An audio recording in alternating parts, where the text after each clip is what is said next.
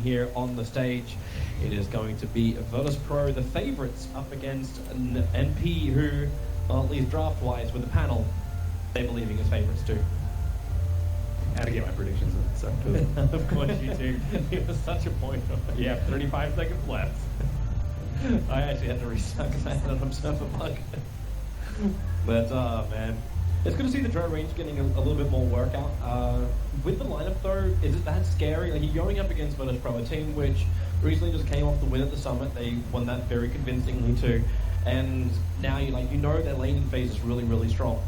Is it such like a heavy risk? Like, you run a Drow ranger lineup, you're gonna win by 40 or else you're in real trouble. I think it's much different because they have the OD and VP doesn't have any great diffusal carriers. They had the mid pick last, they had the lifesteal pick first. Normally like the one position buys the diffusal blade, but no Juggernaut, let's say that's probably one of the most common ones that you'll see in the safe lane, and it's like so-so on the Shadow Fiend. So the later it goes, I think the stronger the Omni Knight becomes. I think a lot of it depends on the Sand King. What can the Sand King do? And also they have a hero that can protect the Omni Knight, which is really important because normally they just all in on Omni Knight, but with the Astral Imprisonment on the OD, they do have failed saves as well as the Undying as a backup.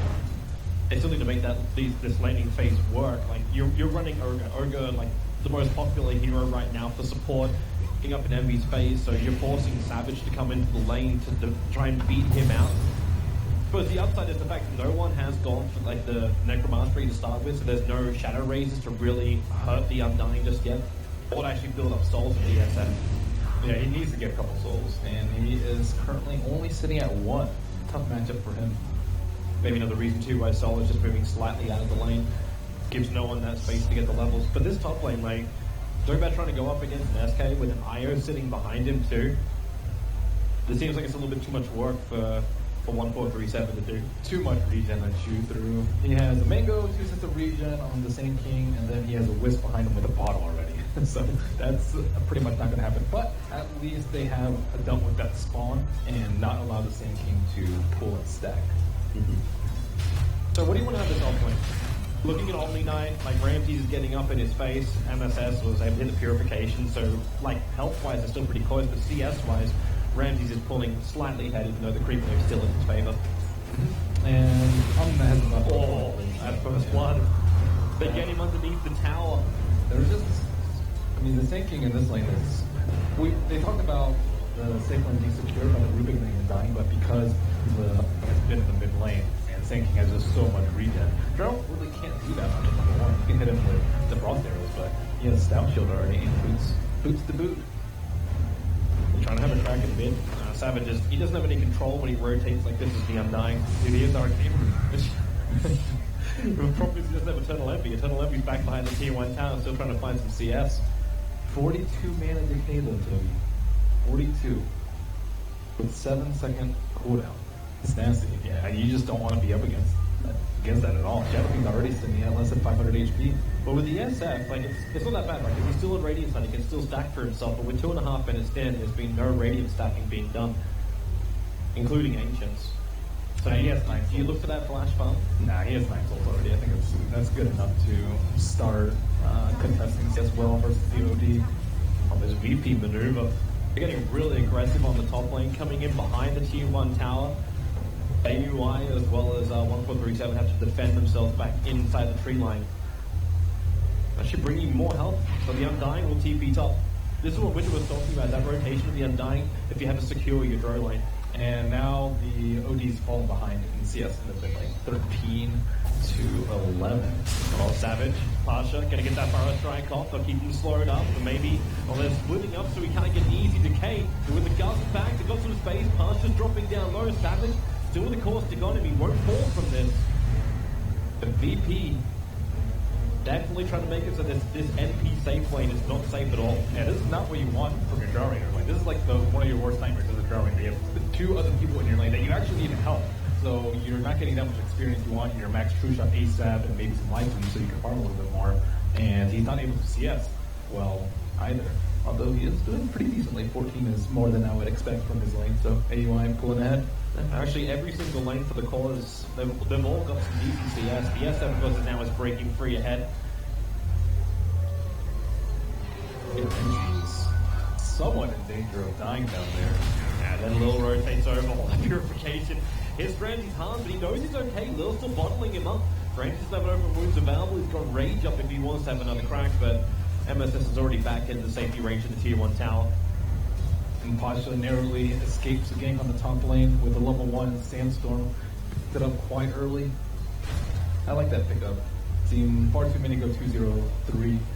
He's versus a range hero, so I guess the call may be a little bit more wise for him to go for the Sandstorm rather than Max Caustic. Well, there's nothing that really pulls him out of it, right? Like, there's no AoE stuff you're going to be triggering apart from, like, you've got the Gust to breaking out of the channel. Yeah, totally needs to jump on targeting, but it's all a little bit slow. It's more so that the supports have to actually invest some woods. MSS, this is very optimistic. He's chasing down, looking for Lil. Optimistic actually pays off. Got close enough for the purification. Lil hung around just a little bit too long, and now that's the Soul Ring up for the Omni Knight. Yeah, the value point in the... Or actually, he got 2 points in the degen. I like that. Ramsey's struggling a little bit too. So he's trying to get the open wounds off. Obviously, he's got no more heal. Lil will arrive. So now the tether is up. MSS doesn't have anything else to fight with. All he's got is his infused raindrops. That won't save him from this. Ramsey just beats him down with the claws. That gets a little bit of revenge for the death of his support. Still getting a kill on Ramsey. He's a full level ahead of him by now. And no one. We're gonna invade the jungle. There aren't any stacks. They have Savage, but Savage is actually pinched at the moment. The SK can come in through the river, and Solo and no one move up through the bottom part of the river.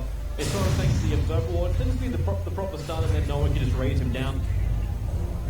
So good maneuver.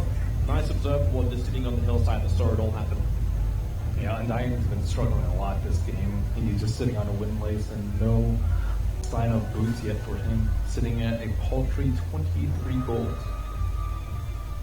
So NB takes the first rune away from the Wisp, and MSS looking to set up a deal for him. Busy. They're waiting for Lil to actually tether over. MSS read it perfectly. The opening winds will keep the distance. That's why he has to repel. Potentially able to block him inside the tree line. No, they can't. He's got his calling blade up. So cuts through the trees, gets away to safety. Meanwhile, up on top lane, it looks like Sand King. Harsha hoping for an opening over an AUI with a rotation up from Solar. But it's just not enough. He's forced to build full defensive on the Drow Ranger too. He has to go for the Trev early, and then he has to go for a Magic Stick too. You generally don't want to get a Magic Stick with the Drow Ranger. They're actually doing the rotation. If he threw the orb out, that's not enough to kill because he can actually hit Lil with that orb. But that was a cool tree eat by AUI. He ate one of the trees so he could pull the creeps and stack the Ancients. That one that you see the dragons go through. I haven't seen that too much. It's classic AUI, right? Put him as well as MP on a team, you expect some kind of shenanigans like that. Yeah, and he went for the Blightstone too, so he can actually farm Ancients. Normally you wait for the Morbid Mask, so this is probably far earlier than VP's expecting him to go. They're probably wondering where he is right now, and look at Solo. Solo's wondering where he is. He plays some Observer Ward to check out, because you don't expect the Drow Ranger to go to the jungle this early, at least on the Ancients. Yeah, not this kind of rotation. But instead, they're still adding a lot of pressure towards mid. This will force like some kind of movement out of MP. MP's going to TP in there. No one almost killed off Savage with 2 really nicely placed razors. But because while you're doing this, for sure AUI is getting farmed, but is this really worth it? The amount of time he's spending out of lane. I suppose you're getting the farm into Rubik, right? Yeah, they need the levels. Top lane he's actually level 7 on the Rubik and can make some plays. And he instantly went back. They purchased up a smoke, so yeah, it looks like plays is definitely on the cards for MP. Yeah, they know that they're just looking to pressure in the mid lane because the Drow Ranger is constantly missing. She hasn't shown on any of the observer roles on top, so that they can expect that she's on the right side of the map. Most likely farming the large camp, maybe not necessarily the Ancients. He's still working on those, but with his positioning, with the Quelling Blade and the tree eating, Drow Ranger's doing a fine job. Yeah. Archer's going to return to the top lane after Ruby TP'd off, and it's pretty open for him. Also a very farm-oriented Pasha going for this early Iron Talon along with his Tranquil Boot, so not rushing up the Blink Dagger looking for a straight-up fight. But it's bottom lane where Ramses initiates an MSS. Just MSS doing his normal thing, getting aggressive up in their face. But at this time, there's actually a follow-up. Rose actually got hit by one of the Iron Balls. And the haste immediately pops, and he bounces. And AUI's still sitting there waiting for one of those weak heroes. Well, if he can get the Gust off, there's no range, but the Gust was just out of range of Ramses. He could have killed him because Lil's not at full HP, so easy heal from the other end. He has 1.0 retard already. He's killed the goal though, because now they're going to be able to take out that tier 1 tower. As a drone ranger early on, these tier 1 towers have to fall. They still haven't, like 9.5 minutes in, haven't taken a single one until now. And now they're like cautious skipping creeps on top. And Rose has stolen level 1 and another benefit of playing. Problem is he just left MP by himself in the mid lane. MP starting his TP out. No one was winding up the ult. He's just got enough damage. MSS's TP couldn't arrive in time. And now he's kind of staring down the barrel of a very blood-raged up SF. Yeah, they saw the Wisp come in and they pinged down his Ancient Ward drop, but they didn't expect him to come around from behind. This was not the plan from MP, where they had to go for a straight-off tower trade. With the Rubik TPing up towards top lane, you know you've got a lot of space to make plays. They did it. MP call.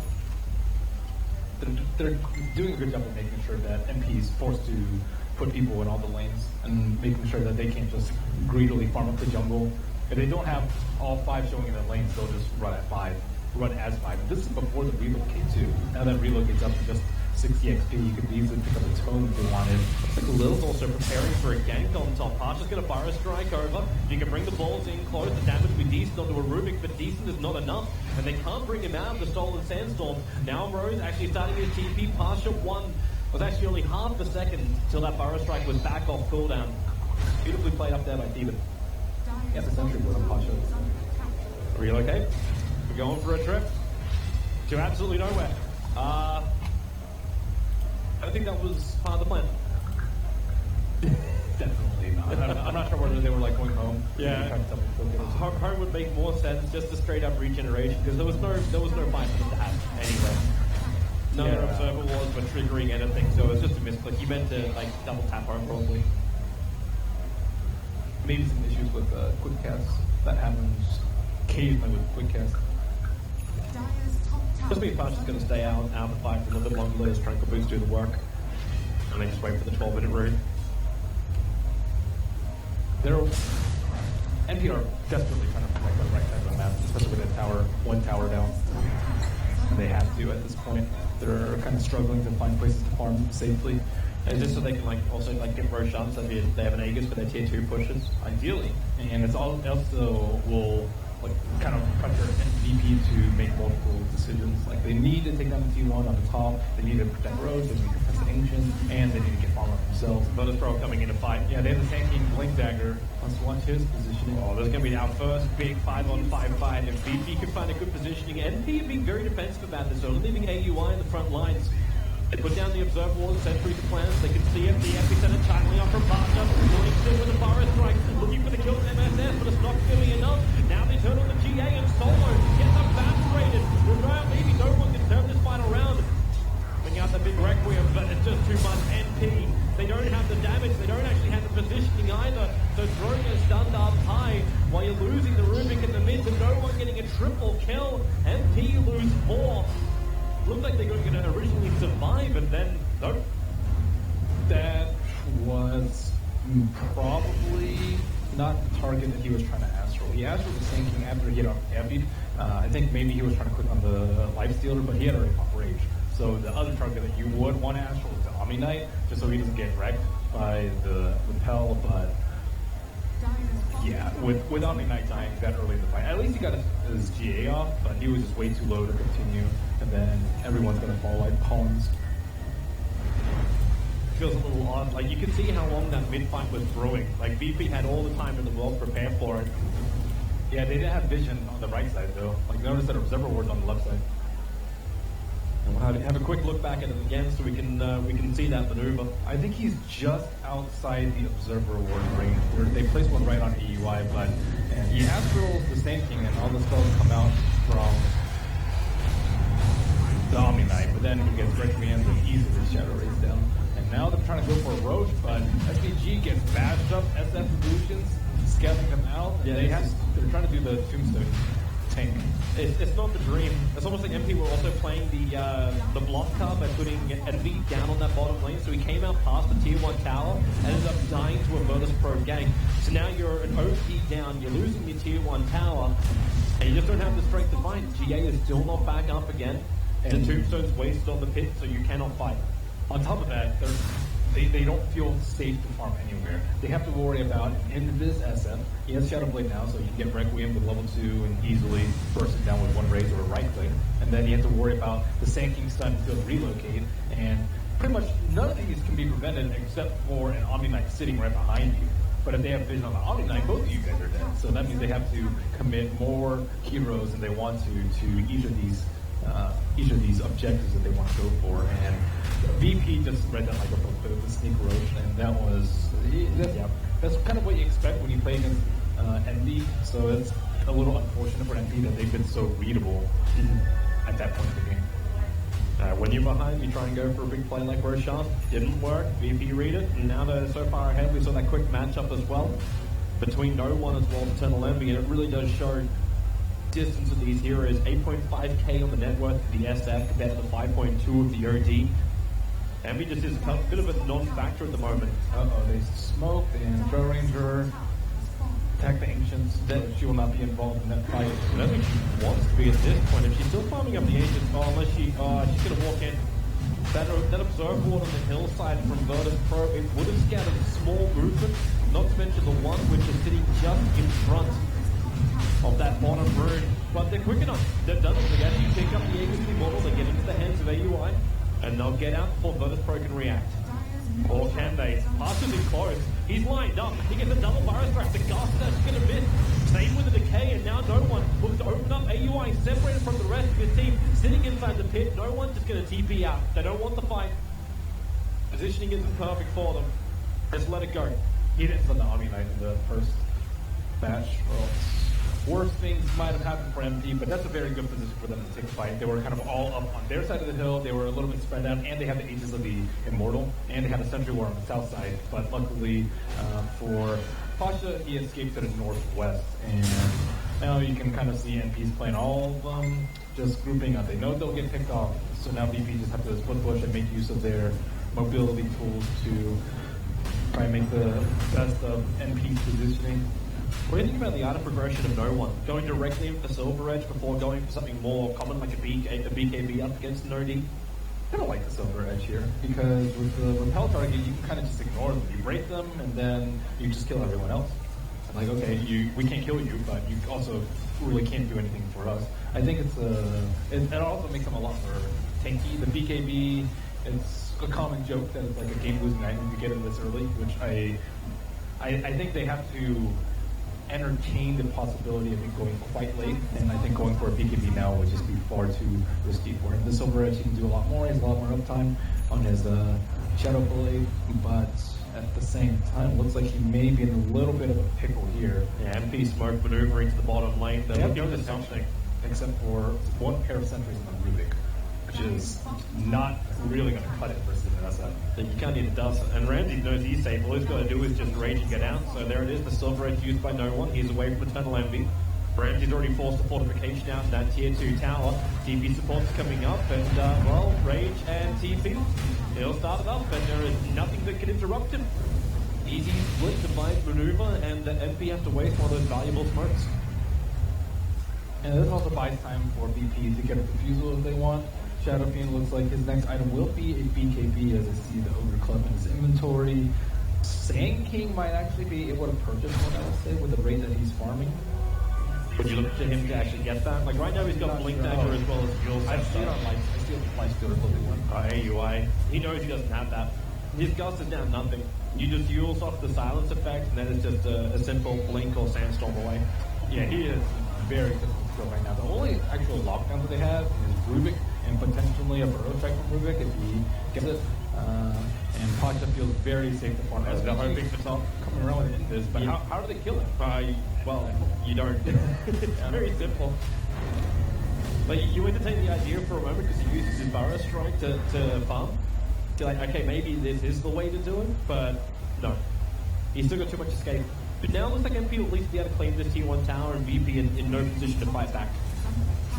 They will be in just a minute. I think that their reign of terror by the end pretty soon end pieces with their Aegis expiring and the diffusal coming out on the lifesteal. He's also hidden his diffusal blade. He hasn't made any signs of showing like even a robe, I would think would probably give it away on him.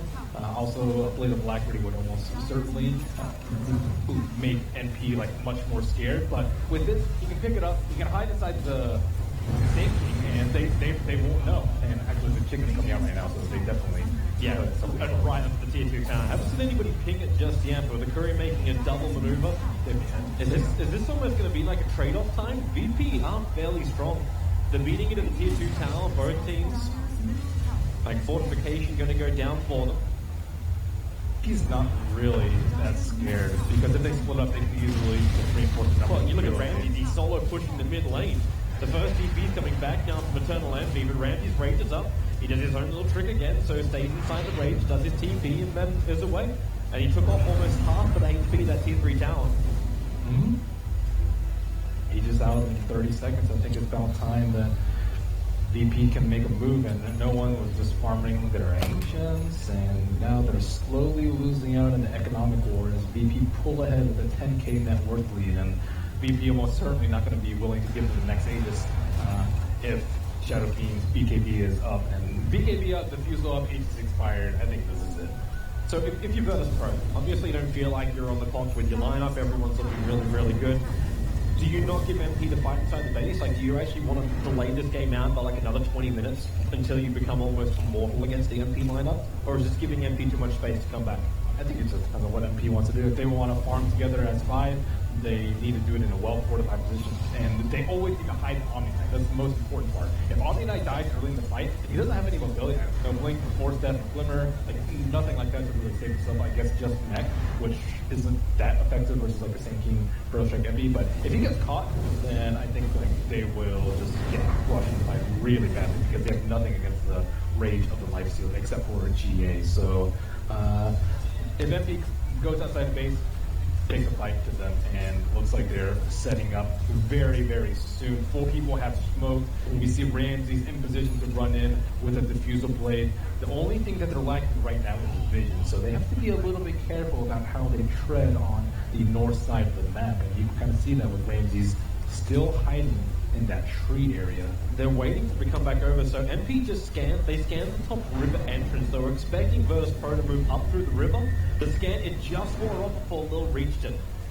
So they do not know, but the smoke is going to break in just a second, but they're out of range, the Observer and Sentry. So they tend to forward AUI, massively separated from the rest of the pack. He's already broken down. He'll Hurricane Pike himself down, just the waiting arms of Ramsey. The Fire Strike is there, and they will kill off the Guru Ranger. No one will range up the ult. He doesn't actually hit on anybody apart from his own teammates, but there's still 2 heroes down for MP. They're trying to bail out of here with at least casualties as possible, but it's still going to be 3 heroes lost for MP. 12-2 on the board of VIRTUS.PRO. They are in. No, they got perfect control of this game. Yeah, they just cannot kill that Lifesteal at all. He just walked in blind. There's no vision that they had right there. They had the vision of 1 hero from the creep wave, and he just kind of walked in like, if they're all 4, I can just armlet. If I get gusted, I'll go and be it all. Yeah. Heroes just keep perishing around the map for MP. This is that pick is actually too easy, but the damage up to the mid tower already. There's no Eternal Envy for 42 seconds. He's got no buyback available, so it's either Roshan or his mid tower. I'm trying to think about how MP think that they can get back in the game and what their game plan is. I see OG going for a Perseverance, so that's one of the first steps, dealing with the Diffusal Blade. Now that it's not instantaneous, at least you have a few seconds left where you feel like you can actually do something with Repel. That's a very common combo, Delinquent plus Repel, and then Drow Ranger going for the Shadow Blade, potentially just to go for some picks and open up the map, put them a little bit more, but in the straight armor side, not really going to feel very useful. Speaking of pick, there's the Blink Warrior Strike. They're going to Hurricane Pike him up. The heals were enough for Savage as well as MSS. Now they try and turn the fight. Lil is pretty low. But you have to remember, no one is pretty big, and he has that fresh BKB on him. So if Eternal Envy wants to fight this one, no one will be happy to turn it back to Ramsey. He's the one on the front line. The Future Blade charge over on the OD. They push him up. Past his Fire Strike, still connected. Another defensive improvement. They're hiding around VIRTUS.PRO nicely. Requiem, very ineffective against MP. But they're looking for another target. The Blink, the Dual Scepter, it's up. Rose, oh, he went to Sandstorm. They missed the target. The Gem of True side of MP now lost. It was sitting on the Rubik. with no one that got the kill, but then they get a molten cast over on Eternal Envy, which can be hit down. No flying back and double kill for the SF, and a double fire strike from Master, right on the money. Triple kill for no one. He'll look to make it something a little bit more. Will it be the Rampage? It's an ultra kill at the moment. Savage is the last one to play. Push him in, and there it is. A VIRTUS.PRO Rampage will force the GG call out of NP. And